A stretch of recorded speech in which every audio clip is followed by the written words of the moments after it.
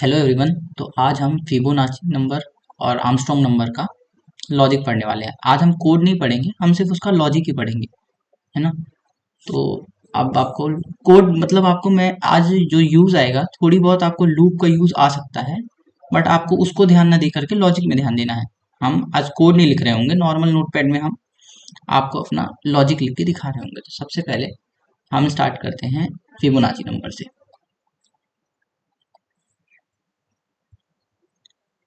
So here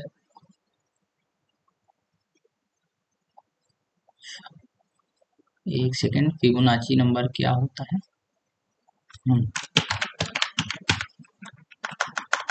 Fibonacci, है ना। Fibonacci क्या होता है एक्चुअल में?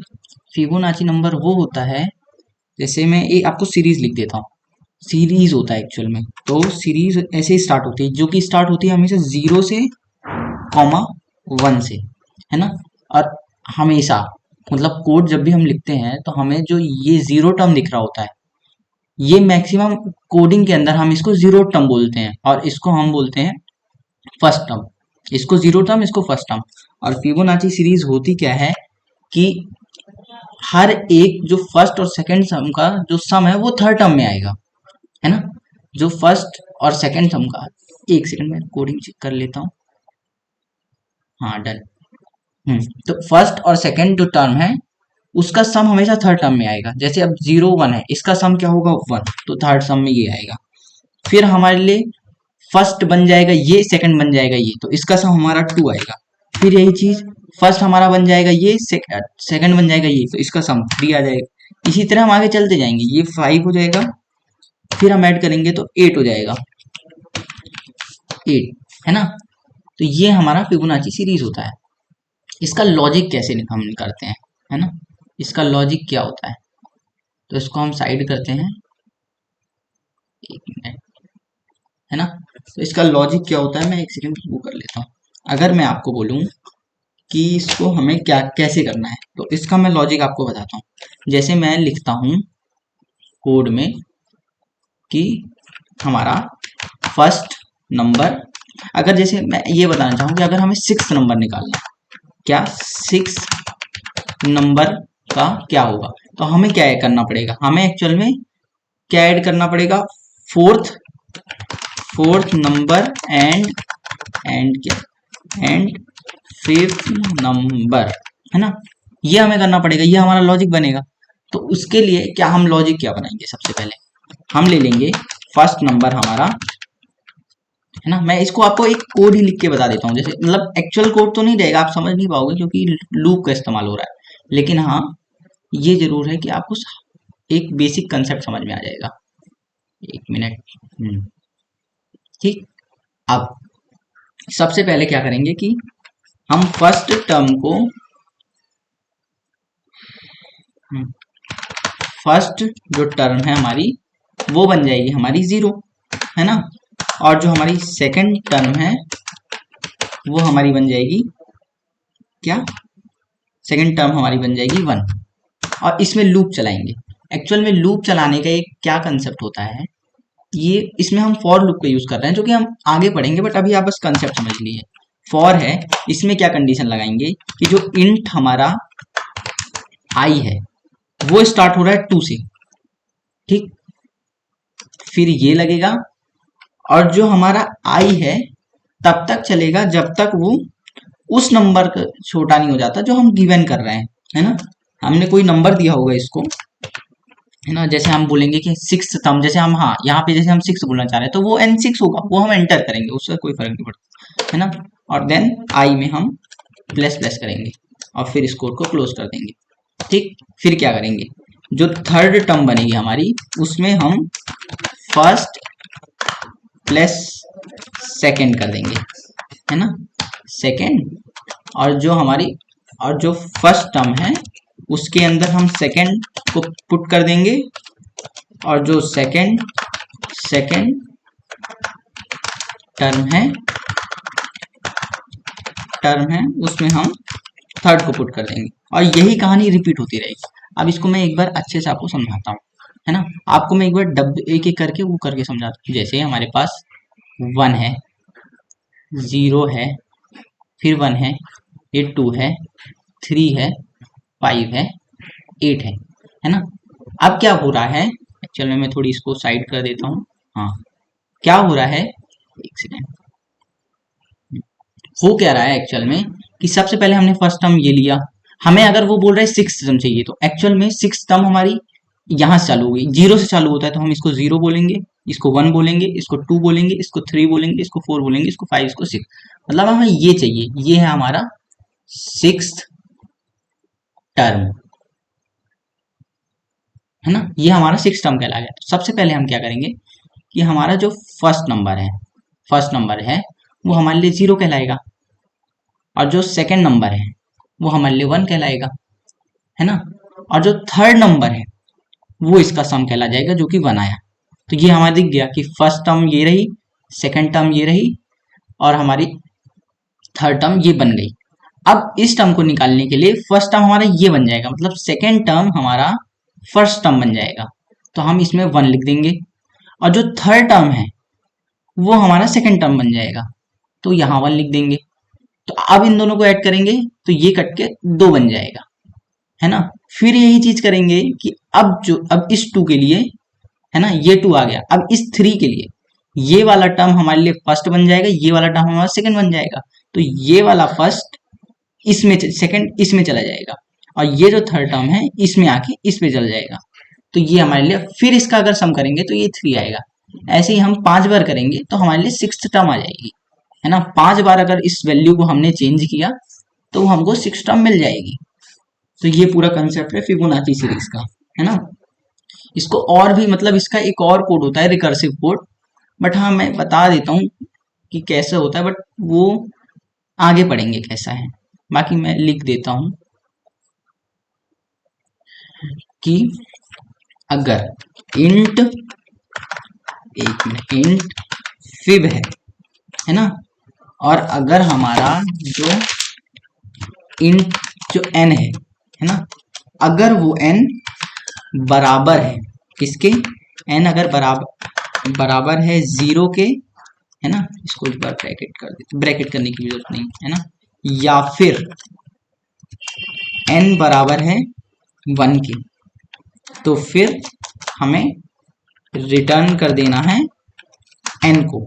लेकिन अगर ऐसा नहीं होता, एल्स, है ना, ऐसा नहीं होता तो रिटर्न कर देना है हमें ब्रैकेट में n-2 प्लस n-1, ये हमें रिटर्न कर देना है, सॉरी, प्लस n-1 रिटर्न कर देना है, और ये आंसर आ जाएगा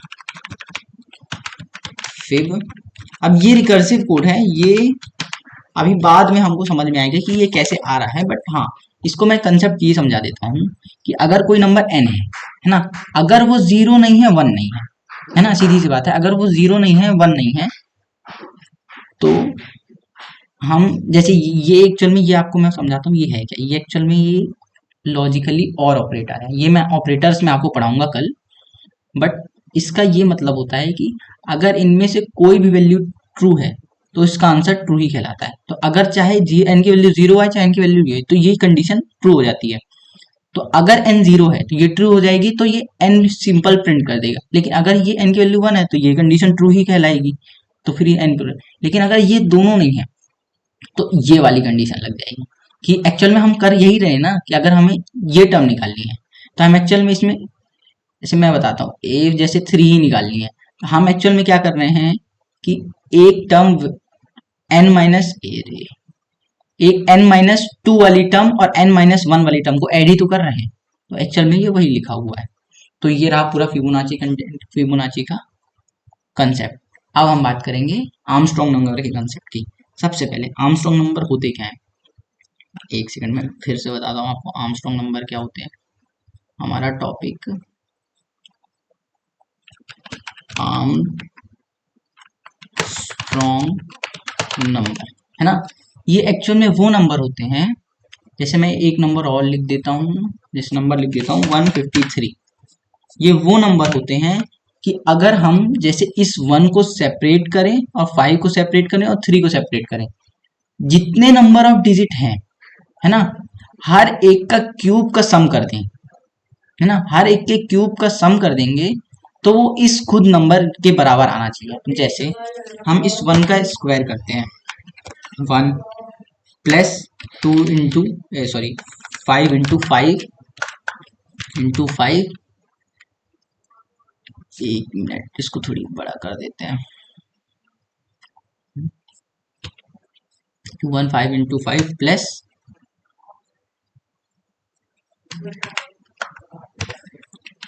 प्लस 3 इंटू 3 सॉरी इंटू 1, ये कुछ नहीं, मैं ऐसे ही आपको बता देता हूँ क्या कि अगर जैसे 153 है ना, तो 1 का क्यूब क्या होगा 1, 5 का क्यूब क्या होगा 125 प्लस 9 का क्यूब क्या होगा 27। अगर हम इसको सम करेंगे तो एक्चुअल में इसका आंसर 153 ही आ रहा है, 153। तो ये हमारा आर्मस्ट्रॉन्ग नंबर की कैटेगरी में आ गया, है ना। अब इसका लॉजिक क्या होगा कि हम इसको सेपरेटली नंबर कैसे पता करें। इसका क्या लॉजिक होता है कि अगर जैसे मैं आपको पूछना चाहूँ कि अगर आप चाहते हैं कि अगर 153 लिखा हुआ है 153, तो आपको हर एक नंबर का क्यूब करने के लिए आपको हर एक नंबर को सेपरेट करना पड़ेगा। फॉर एग्जांपल 153 है तो अगर हमको एक एक करके हमें 1 को सेपरेट करना पड़ेगा, 5 को सेपरेट करना पड़ेगा, 3 को सेपरेट करना पड़ेगा, हर एक को अपने उसमें से सेपरेट करना पड़ेगा। तो इसमें हम क्या लॉजिक लगा सकते हैं, इसमें लॉजिक लगेगा मॉड्यूलो का, है ना, इसको मॉड्यूलो का लॉजिक लगेगा, है ना। तो मॉड्यूलो कैसे मैं बताता हूँ, 153 मॉड्यूलो 10 करते हैं तो इसका आंसर क्या आना चाहिए। मॉड्यूलो का काम कहाँ आता है, मॉड्यूलो का काम आता है जहां पे हमें रिमाइंडर चाहिए। अगर हम 10 से 153 का डिवीजन करते हैं तो इसका रिमाइंडर 3 आ रहा होता है, तो इसका आंसर 3 हो गया, हमारी वैल्यू सेपरेट, है ना। और इसी नंबर को जो 153 नंबर है, अगर इसी को हम 10 से डिवाइड कर देते हैं, अब यहाँ जावा या फिर किसी भी हमारी कोडिंग लैंग्वेज में एक ये कंडीशन होती है, कंडीशन या फिर वो ऑटोमेटिकली क्या करता है कि अगर वो 153 है तो वो सिर्फ क्वेश्चन को ही डिस्प्ले करेगा। जैसे ये कंप्लीटली डिविजिबल तो नहीं है ना, ये पॉइंट में आएगा आंसर, लेकिन जो हमारा 10 है, मतलब जो भी हमारा आंसर आएगा वो एक्चुअल में सिर्फ 115 ही आएगा, 3 नहीं आएगा, 15 ही आएगा, है ना। एक्चुअल में क्यों 15 आएगा, इसको डिवाइस करेंगे तो 15 आएगा, लेकिन इसका जो रिमाइंडर है 3 आएगा, तो वो रिमाइंडर ना रिटर्न करके सिर्फ क्वेश्चन रिमाइंड करेगा। मैं इसको आपको VS कोड में दिखा देता हूँ, एक सेकेंड, ये रहा।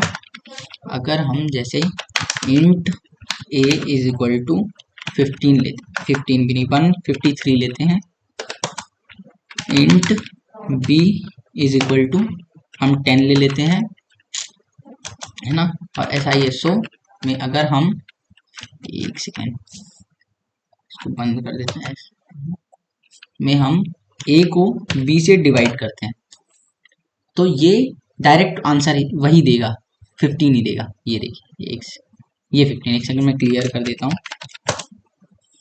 अब फिर इसको रन करते हैं, 15 आ गया, है ना। रिमाइंडर हो रहा है फिर भी 15 आ रहा है। अब अगर कभी जैसे फ्लोट चाहिए होगा तो अगर हम यहाँ पे फ्लोट लिख देंगे, हाँ तब हो सकता है फ्लोट, तब ये फ्लोट देगा वैल्यू f, तब ये 15.3 देगा। लेकिन अगर इंटीजर है सिर्फ, हाँ तब ये सिर्फ आपको इंटीजर वैल्यू में ही आपको 15 ही देगा।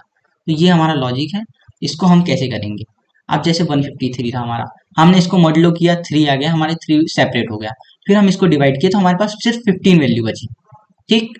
अब अगर हम 15 को वापस से मॉड्यूलो 10 करते हैं तो इसका आंसर क्या आना चाहिए, इसका आंसर 5 आना चाहिए। हमारा 5 भी सेपरेट हो गया, और फिर इसी 5 को या फिर इसी 15 को डिवाइड कर देंगे 10 से, तो इसका आंसर क्या आ जाएगा, 1 आ जाएगा, ठीक। ये हमारा ये, और अगर जो हमारी ये 1 वैल्यू बची, इसको अगर हम इसका मॉड्यूलो निकालें 10 के साथ तो इसका रिमाइंडर 1 आना चाहिए, तो ये हमारा 1 भी सेपरेट हो गया।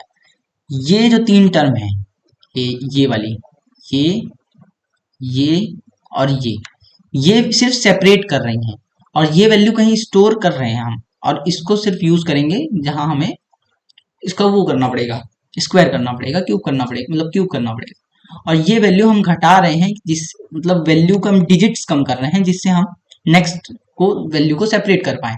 तो ये हो गया, और एंड में हम फिर से इस 1 को डिवाइड बाय 10 करते हैं, तो इसका आंसर आ जाएगा 0, क्योंकि वो किसी भी इसका रिमाइंडर बना जाएगा कि कोई भी क्वेश्चन नहीं लगेगा। तो ये पूरा हमारा वो होता है, इसका पूरा लॉजिक होता है आर्मस्ट्रॉन्ग नंबर का। अब अगर हम चाहें कि आर्मस्ट्रॉन्ग नंबर का कोड किस तरह लिखते हैं, इसमें भी लूप का इस्तेमाल होगा, बस आप देख लीजिए, जब हम लूप पढ़ेंगे तब हम आर्मस्ट्रॉन्ग नंबर को अच्छे से उसका लूप के हिसाब से, अभी हम बस एक बार उसका लॉजिक पढ़ रहे हैं, बाकी कोड हम बाद में सीख पढ़ेंगे, है ना। तो सबसे पहले हम क्या करेंगे कि एक n वैल्यू लेंगे जो हम खुद से डाल रहे हैं, है ना, और एक सम ऑफ डिजिट नाम का वैल्यू लेंगे जिसके अंदर हम 0 स्टोर कर रहे हैं, है ना।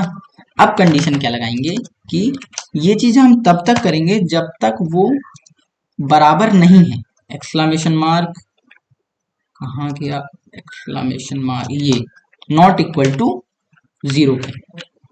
इस वाले पॉइंट को मैं आपको फिर से अच्छे से समझाता हूँ। क्या एक्चुअल में हमारा एंड में 0 आया था, है ना, तो ये प्रोसेस हमें तब तक करनी है जब तक 0 नहीं रहता। अगर 0 आ जाएगा, है ना, तो फिर हम ये कंडीशन बंद कर देंगे, और ये कंडीशन तभी तक लगेगी, तो जब तक हमारा 0 नहीं आता ये कंडीशन लगती रहेगी, है ना। और ये कंडीशन जिस टाइम फॉलो हो जाती है ना, उस टाइम फिर ये कंडीशन नहीं लगेगी, है ना। फॉर नहीं, वाइल कंडीशन क्या लगेगी हमारी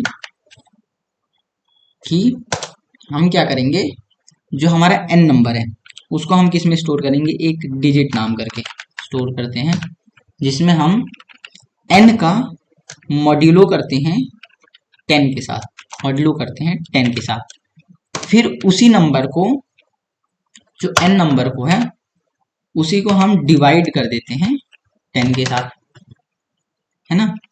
और फिर क्या करते हैं कि जो सम ऑफ डिजिट है उसी में हम सम ऑफ डिजिट प्लस इसका क्यूब कर देंगे, जो कि ऐसे होगा, जो भी डिजिट में value, digit into digit into digit, है ना।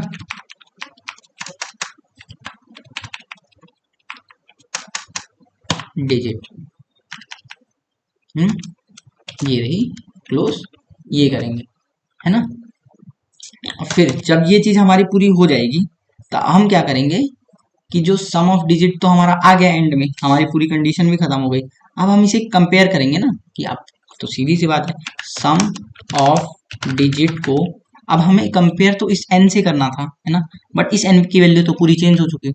n की वैल्यू स्टार्टिंग में जो रही होगी, यहाँ पे तो वो n की वैल्यू नहीं, तो हम किसी और वैल्यू में असाइन कर देते हैं n को, है ना। असाइन कर दिया n में, तो फिर अब हम इसे कर देंगे कैपिटल N से कंपेयर। अगर इसकी वैल्यू ट्रू आती है, अगर इसका ट्रू आता है ना, इफ ट्रू तो आर्मस्ट्रॉन्ग नंबर है, और अगर इसकी वैल्यू फॉल्स आती है, इसकी वैल्यू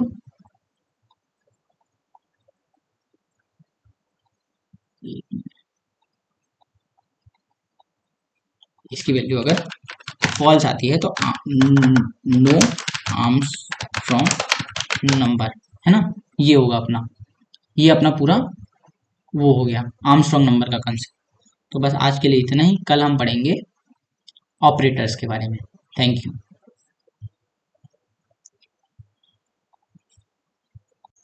सो हेलो एवरीवन, तो मैंने आपको एक छोटा सा लॉजिक बताना भूल गया था, तो मैं ये बताना चाह रहा हूँ कि जैसे हमने क्या किया था कि हमने जो इस पॉइंट को, जो हम ये था, ये आपको थोड़ी कम समझ में आया होगा। एक्चुअल में क्या था कि हम इस चीज को एक्चुअल में क्या कर रहे थे, ये कर रहे थे, एंड में तो हमारा आंसर 0 ही आना है ना।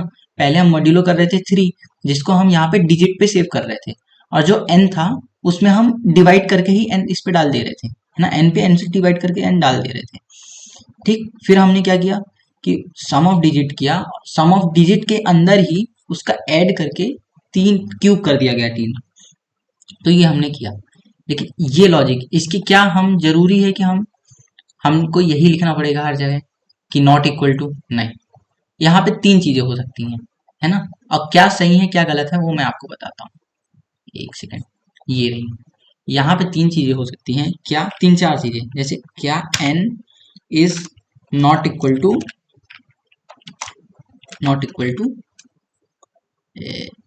n is not equal to 0, या फिर n is greater than 0, n is greater than 0, या फिर n is greater than equal to 0, है ना, या फिर n इज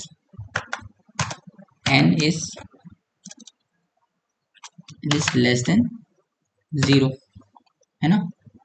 और क्या होता है, तो हो गया। इसी के अंदर 0 को भी अलग से मान लेते, चलिए हो गया, लिख देते हैं n इज इक्वल टू 0। अब समझाते हैं क्या। ये लॉजिक तो हमको समझ में आ गया कि जब तक 0 नहीं आएगा तब तक करते रहना, और 0 आ जाता है तो हमारा लूप बंद हो जाती है। अब इसमें भी वही कंडीशन समझ में आ रही है कि वो कंडीशन, ये जो हमारा लूप तब तक चलेगा जब तक ये वाली कंडीशन हमारा ये फॉलो होगा, तो ये तभी तक फॉलो होगा, सीधी सी बात है। जब यहाँ 0 आ गया तो अब वो फॉलो नहीं हो रहा, तो ये कंडीशन यहाँ बंद हो गई, और इसके पहले कभी 0 आ नहीं रहा, है ना, हमेशा 0 से बड़ा है। अब अगर हम ये यूज करते हैं greater than and equal to 0, ये एक ऐसी कंडीशन है जहां लूप हमेशा चलता रहेगा। रीजन मैं बताता हूँ, एंड में 0 आया, है ना, लेकिन ये कंडीशन जो इक्वल टू वाली कंडीशन ये तो फॉलो होती जा रही है, तो ये लूप हमेशा 0 0 0 0 अंदर प्रोसेस होता रहेगा, आउटपुट नहीं आएगा, मतलब ये लूप हमेशा चलता रहेगा। और यही चीज अगर हम इस वाले इक्वल टू वाले की बात करें, तो ये भी वही कंडीशन है कि ये भी हमेशा चलता ही रहेगा, क्योंकि इक्वल टू तो आना ही आना है ना एंड में, तो ये चलता रहेगा। अब बात करते हैं लेस देन वाली की। लेस देन वाली लूप कभी चलेगी ही नहीं। रीजन क्या, हमें लूप तब तक चलाना होता है जब तक 0 से छोटा है, कभी भी कोई वैल्यू 0 से छोटी आ ही नहीं सकती। 3 हमारी बड़ी आ रही है, 15 हमारी बड़ी आ रही है, 5, तो लूप इसमें कभी चलेगा ही नहीं। यही चीज अगर हम इक्वल टू कर देते हैं तब भी हमारी लूप नहीं चलेगी, है ना, सीधी सी बात है। तो यही हमारा कंडीशन थी। Thank you. आज के लिए तो इतना ही, कल हम पढ़ेंगे फिर ऑपरेटर्स के बारे में। Thank you.